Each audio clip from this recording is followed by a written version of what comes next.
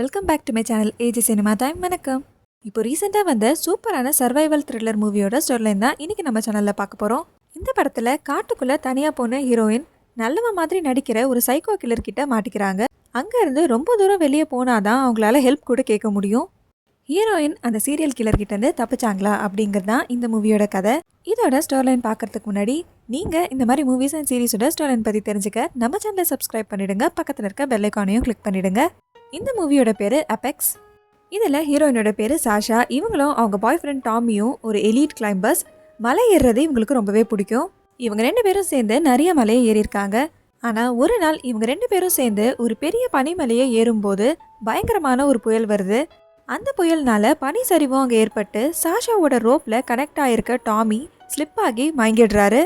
இவங்க 2 பேரோட வெயிட்டையும் சேர்த்து அந்த ஒரு ரோப்பால் தாங்க முடியாது.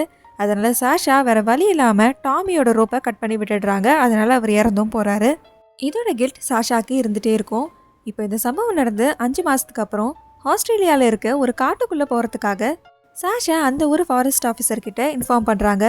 அப்போ அவர் அந்த காட்டுக்குள்ளே போன நிறைய ஃபேமிலிஸ் காணாமல் போயிட்டதா சொல்கிறாரு.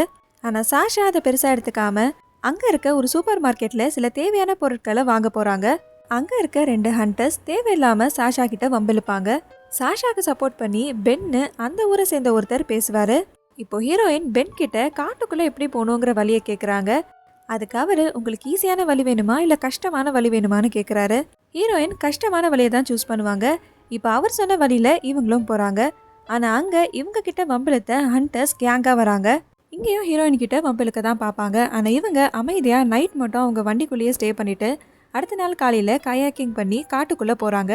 அங்கேயே ஒரு டென்ட் போட்டு தூங்கியிருப்பாங்க.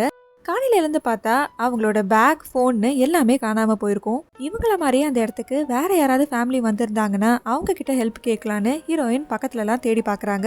அங்கே ஒரு டென்ட் இருக்கிறத ஹீரோயின் பார்த்து அவங்க கிட்ட போய் ஹெல்ப் கேட்கலான்னு பேச போவாங்க. அது வேற யாரும் இல்லை, இவங்களுக்கு இந்த இடத்துக்கு வழி சொல்லி அனுப்பின பென் தான். இப்போ அவர் பேசுறது ரொம்பவே வித்தியாசமாக இருக்கும். ஹீரோயினோட இறந்து போன பாய் ஃப்ரெண்ட் பற்றிலாம் தெரிஞ்ச மாதிரி அவர் பேசுவார். அவர் தான் ஹீரோயினோட பேக், ஃபோன் எல்லாம் எடுத்து வச்சிருக்கிறதாவும் சொல்வார். பென்னோட பிஹேவியர் ரொம்ப வித்தியாசமாக இருக்கிறதுனால அங்கேருந்து தப்பிச்சு போனால் போதும்னு சாஷா அவங்களோட பேக் எடுத்துகிட்டு போகிறப்போ பென் கையில் ஒரு ஆரோவை எடுத்து சாங்கையும் ப்ளே பண்ணுறாரு. இந்த சாங் முடிகிற வரைக்கும் உன்னால் எவ்வளோ தூரம் ஓட முடியுமோ ஓடிக்கோ, ஆனால் இந்த சாங் முடிஞ்சோடனே நான் உன்னை கொலை பண்ண வருவேன்னு சொல்கிறாரு. இப்போ சாஷாவும் அவங்களால எந்த அளவுக்கு வேகமாக ஓட முடியுமோ அந்த அளவுக்கு வேகமாக அங்கேருந்து ஓடுறாங்க. பென் ஒரு சீரியல் கில்லர். இந்த இடத்துக்கு நிறைய பேருக்கு அவன் ரூட் சொல்லி அனுப்பி அவங்க பின்னாடியே வந்து அவங்கள கொலை பண்ணுறது தான் அவனோட வேலை. இப்படி ஒருத்தங்கிட்ட மாட்டிருக்க சாஷா இவங்கிட்ட இருந்து தப்பிச்சாங்களா இல்லையா அப்படிங்கிறது தான் இந்த மூவியோட கதை.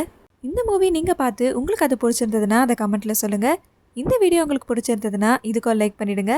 Tata bye bye from AJ cinema time. வணக்கம்.